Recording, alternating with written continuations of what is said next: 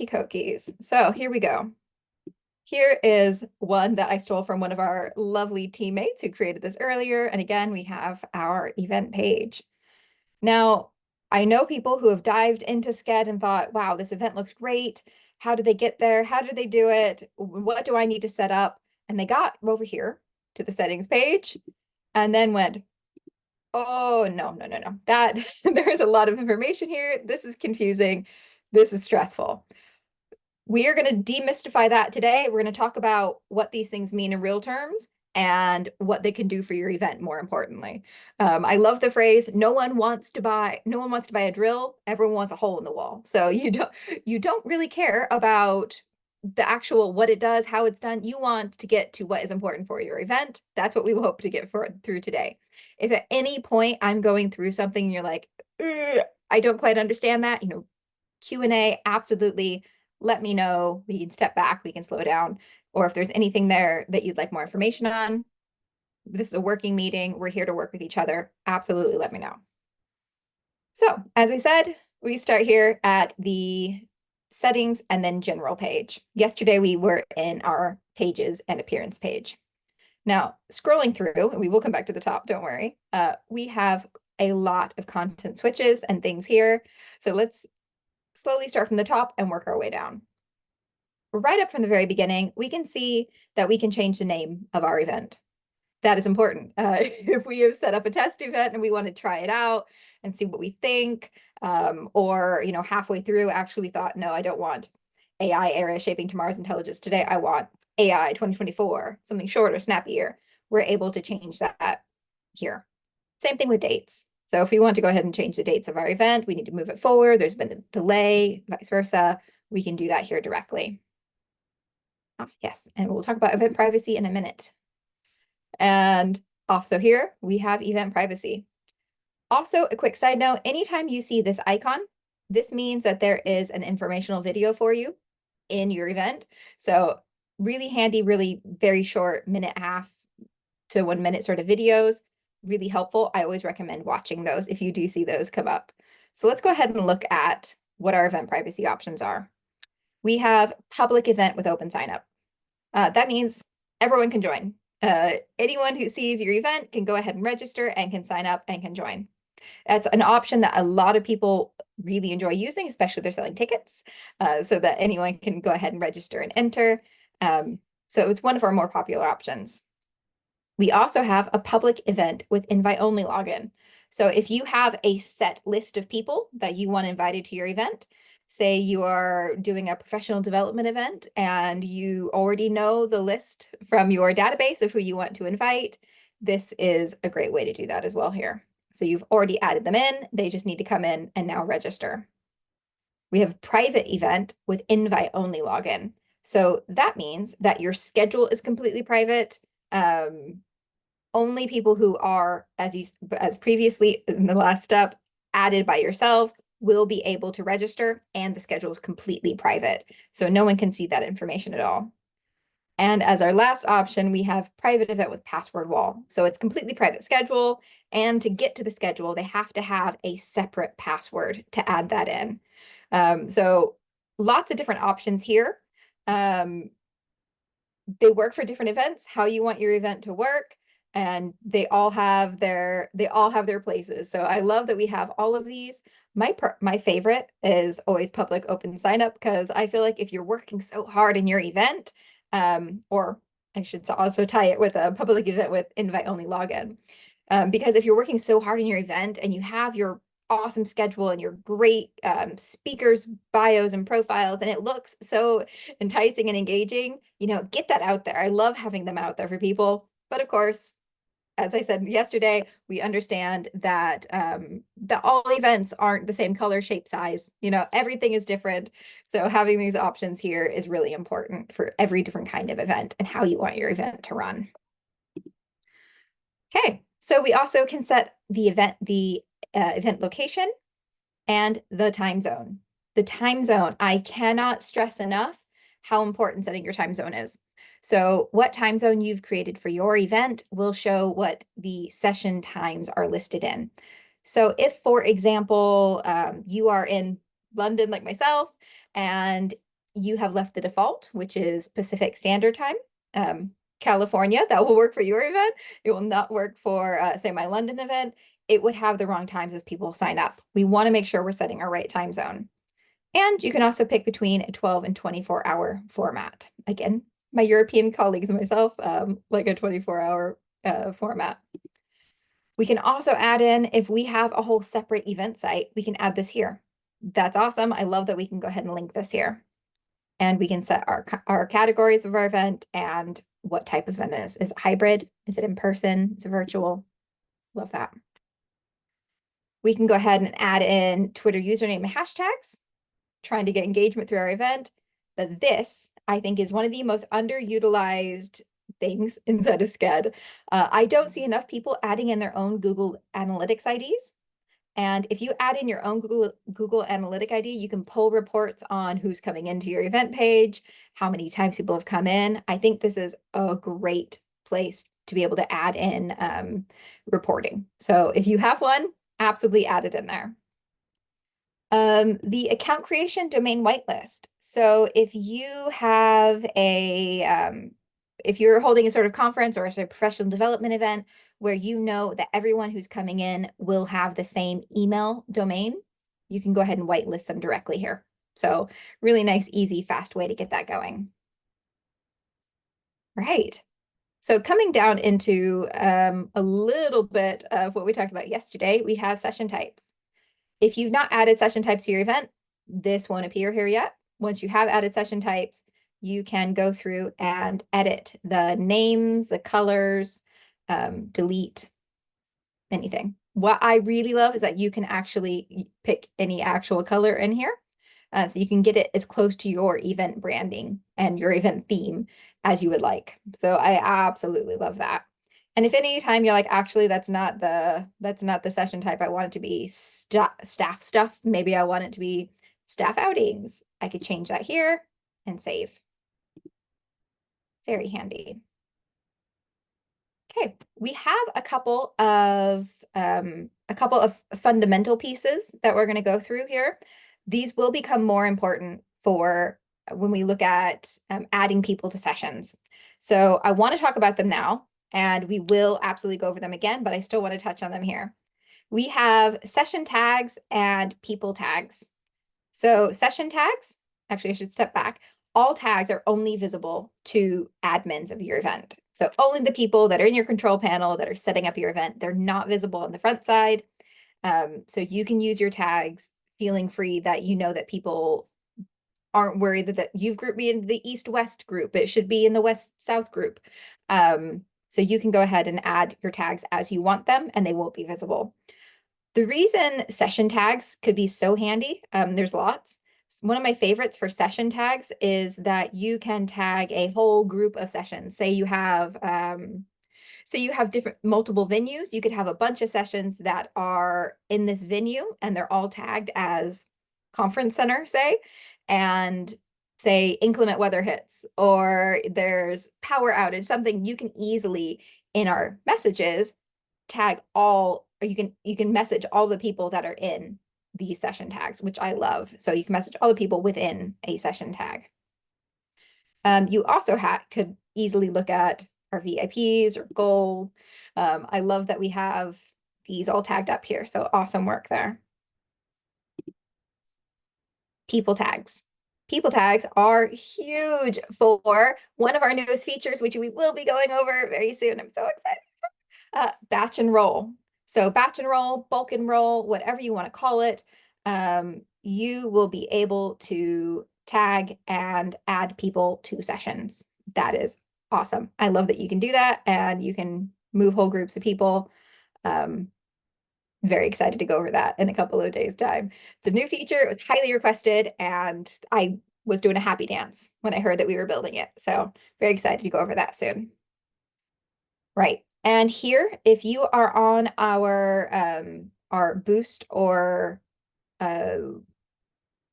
ultra plans, apologies, cold come back to hit me, cold medicine, boost or ultra plans, we have session capacities. So this is what people will see if you have set a session capacity for a session. They have limited, filling, fully booked, waitlisted. And so you can actually edit these to be what you would like them to be called. Come back later. Check back at the day. So I love that we can edit these as well. Make it more personal for your event. We also have the option to enable chat in your event and allow attendees, speakers, to be able to connect through your event. And this, absolute gold. I love having chat enabled on events. So test it out, see what you think. Right, down to our content switches, which I do get quite a few questions on, and I hear some confusion on. So I'm really excited that we have this webinar now that we can go through this together. So content. It was a hugely requested feature, being able to show speaker names under a session title. So we went ahead and built a toggle to be able to turn this on and off here directly. Show attendance lists for each session. So some event organizers want to be able to show who's coming to sessions, some don't want to. We can turn that on and off here. We can have a page for the most popular sessions. If you really want to drive people to those most popular ones, we have that here so people can see that straight up ahead. If you want to collect session feedback, this is awesome. You can turn it on for the whole event and you can edit the prompt. You know, what did you think? Give us your feedback. Tell us what you think. You can edit that there. You also have the option to show files and video streams to logged in attendees only. This is great for a couple of things. One, say an event organizer or a speaker has uploaded sessions to, or not, sorry, has opened files to their sessions. You may not want to have people who aren't logged into your event. If you have a publicly open and schedule open event to be able to see those files, you can turn that on here. This is also really handy if you are having a hybrid or virtual event that you can block the video stream box, because there's a link for where you can add the video stream so that only those that are logged in to your event, so they would have had to register or been invited to your event to be able to see those. So I love that here. Allow attendees to choose their time zone. Great in this day and age. We have so many virtual events and we're so connected. So I love being able to have that. And reveal video stream 10 minutes before a session begins. This is really handy if you are having an asynchronous event. For example, if you were having an event that had a lot of recorded sessions and you wanted to make sure that people went in a certain order. So I've seen some events that had huge keynotes, but from very important people who can't necessarily be there on the day. So they've recorded a session, but they don't want it coming out that everyone can just go to that first. They have to go through these other sessions first, and then the recorded keynote can appear. So this is really cool feature for that. We've gone through almost half this page, so I'm going to take a little pause and just ask, do we have any questions? And I'll just leave it a minute to see if there's any questions.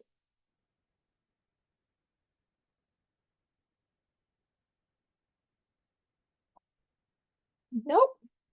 Okay. Excellent. So let's move on to speaker tools. I always say, if you are able to hand off some of the work to your speakers to be able to add the information, edit the information, move the information around for you, to take some of the onus off of you and the hard work that is event planning, please do. We have lots of tools here built in, and we're going to go through them now, but if you can, do. So the first option we have is allowing speakers to upload a file to their session. A lot of speakers like to have a PowerPoint session or slides to go along or learning aids for sessions. That's awesome to be able to allow them to go ahead and do that, and you don't have to then organize and move them into each place. Speakers can edit their session description. You know, if you're running the sort of event where speakers are in charge of their event description rather than you're assigning people to it, this is awesome. They can come in, they can edit their description, taking a little bit of work off of you rather than having a spreadsheet someplace for you to go through and then add everything in and make sure you got them all right. Speakers can edit their session details. So they can edit the title, the video stream URL, button link, and photo. So gives them a lot more control over their session themselves, and also takes some of that pain off of you. So if I've seen lots of events where the event itself is just a lot of speakers coming in and organizing everything on their own. So it's more like a container for a lot of speaking and workshops. This is amazing to be able to do that. You could, if you allowed everything, of course. That is absolute chef's kiss, gonna save you so much time, be allowing your speakers to have that control over their sessions and empowering them in that way. Right. We also can allow speakers to email attendees in their session. We can allow this. However, admins of the event do need to authorize and approve emails before they go out from speakers. So you will see this in the submission page in your event that there are emails that need to be authorized. This is handy again, say there's snow, say the speaker's truck breaks down on the way to the event. Having the ability for them to email out, great, and very important on event day. Also, be able to answer questions, here's the list of questions that we talked about in the session. Here's my answers, make sure that everyone's got them. So I love that. Speakers can see the feedback from their sessions. Some events want speakers to see the feedback and have that direct link, rather having the event organizer have to share that with them directly. And some people prefer to keep it with themselves. But again, anytime you can allow the speaker tools, I'm all for it. And then speakers can see all the attendees in their session. So that one does just what it says on the 10, that speakers will be allowed to be able to see all of the attendees that have signed up for their session. Right. The last section on this page is attendance. So this section will only appear in our Boost and Ultra plans. So our launch plan does not have the attendance features here. So allow double booking in the same time slot. If you want to turn that on, so people can have 2 sessions at the same time. Your sessions are more like general interest. You just kind of want to float between. That's a great option for this. You can enable the wait list. So we talked about the wait list editing of the labels earlier, but you can also edit what the message is and turn it on here directly. The session you're trying to add to your schedule is already full. You've been added to the wait list. So you can add a nice little message there, tell them, hey, check back on the day or schedule something else, whatever it is you want to tell them there. You can freeze attendee schedules from changes. This is a hugely highly requested feature. Some events like to go ahead and schedule everyone into their sessions, whether that's individually or batch and roll. We will go over these as well when we're talking about scheduling. However, you can freeze the entire schedule. No one can add or remove anything from their schedules by clicking here and, of course, save. You can display capacity labels even when logged out, so people know how the sessions are filling up, even while they're not logged in. And you can make video streams accessible to session attendees only, meaning that if you're having a virtual or hybrid event, people need to be signed in before they can even get to the video stream. So they have to be signed in and signed up for that session when this is happening. We also have the ability to allow attendee self-check-in. So if you are, again, say a professional development event and you need to track who's come in when, you can allow attendees to go ahead and sign in. And it is open 5 minutes before the session, up to 5 minutes after the session. So no, 5 minutes after the session starts, apologies. So having that there means that you can track that much easier. You want to export who's come to the session into a spreadsheet, so you need to track hours. That's hugely helpful when it comes to that for going for certifications and points-based. And then we also have allow QR code check-in. Brand new feature again, really excited it's here. So we also have the ability for QR code check-in. And I don't know if you've all seen the announcements for that as well, but we now have the option as people come in that they can use a QR code and be checked in. So if you have someone right there on the door, nice and fast. And again, as always, if you've changed any of these, turn something on, turn something off, make sure that you click save at the bottom.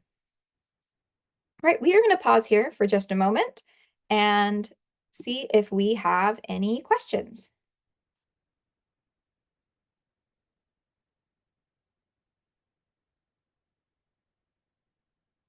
While I take a tea break. Oh, okay. No questions? Excellent.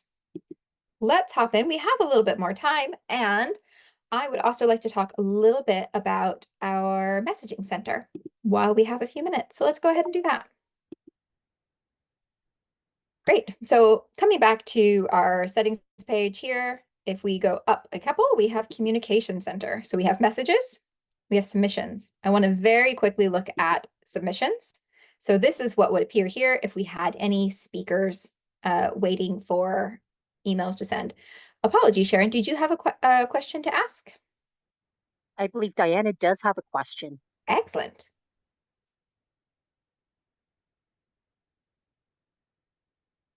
Could you read it out to me possibly?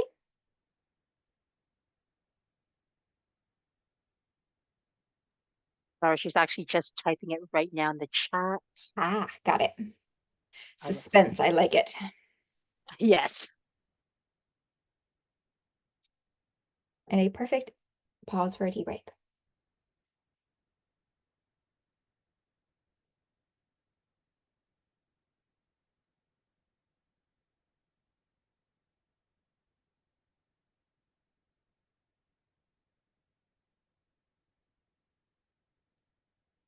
Okay, so she's asked Chair Mary, with the attendee self check-in, would it be possible for admin to modify the time frame in which the attendee can check in? We can't modify the time frame on check-in, but I think I actually gave you the wrong time frame as I was saying it. I was thinking to myself, I think we actually extended that a little bit. I think we extended from 2 minutes up to 5 minutes per request from some event organizers. Josh, it is 5 minutes, isn't it? I believe it's 10. 10 Is minutes it 10? before the session. Oh, I was wrong. Oh no. Okay, so it's 10 minutes. Oh, it's embarrassing. Yeah, the 5 minutes is for the feedback. 5 minutes before. Okay, we upped it to 10. At one point, it was 2 minutes right before a session was beginning, and the feedback we heard was that it was just not, it was too close, and people were struggling to get through fast enough. So, um, it's 10 minutes, in fact. Does that help, Diana?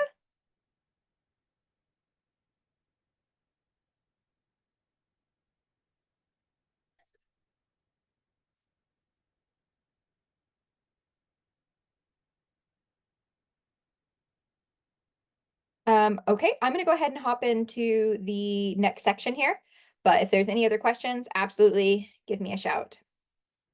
So, messages. This is where we have all of our options on how we can message and where we can message. Conversely, I'm actually going to go ahead and start down at the bottom of this page here, and we have the welcome invite.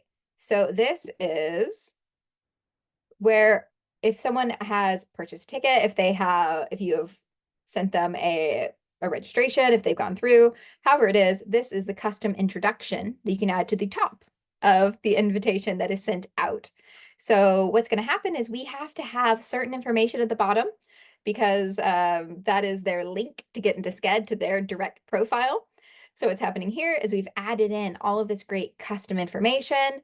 We've told them where to go. We've given them a nice warm welcome to the event, and we're going to go ahead and save that so that as anyone purchases or comes through, they have this here. So I love that was all added in there. Awesome work.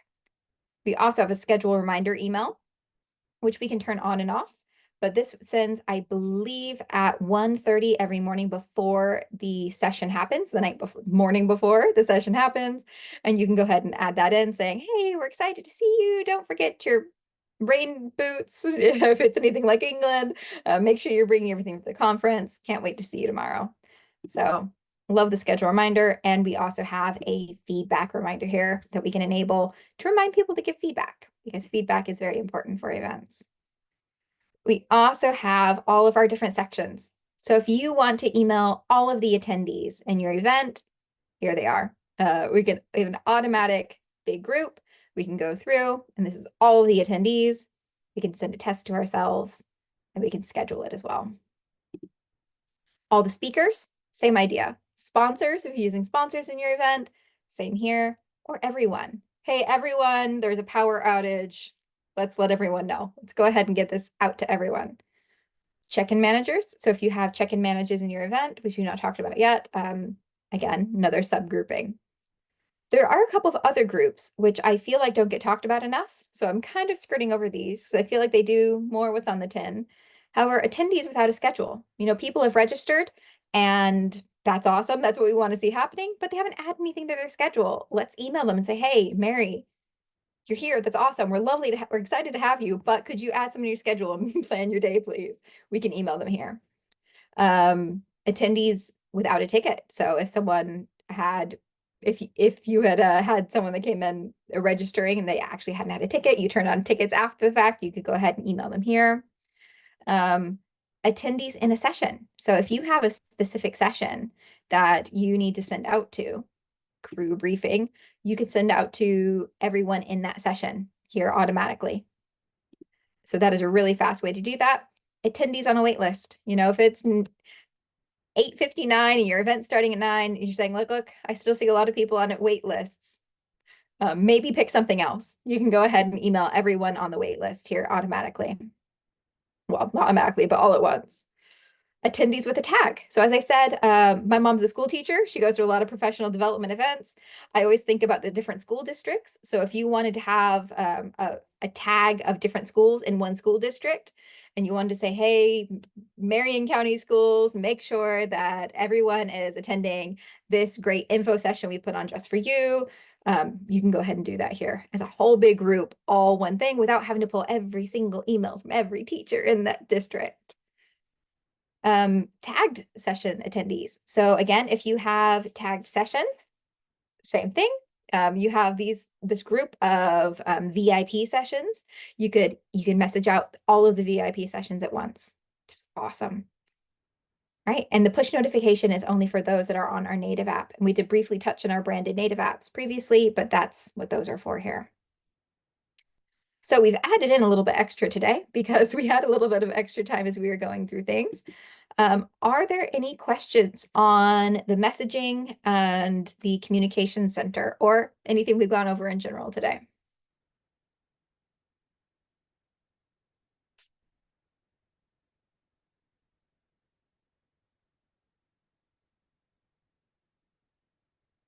No. Okay. I see no questions and no typing, so I'm thinking we're all okay at the minute. But as always, if that changes, if you leave here in 10 minutes, you're like, oh, that's what I need to know, absolutely email us at support@sched.com. And we will also be sending out a copy of this video today or tomorrow. So you will also have that coming in. Very excited to see everyone again today. Excited to see you tomorrow. So thank you all so much, and I will see you tomorrow. Thanks, everyone.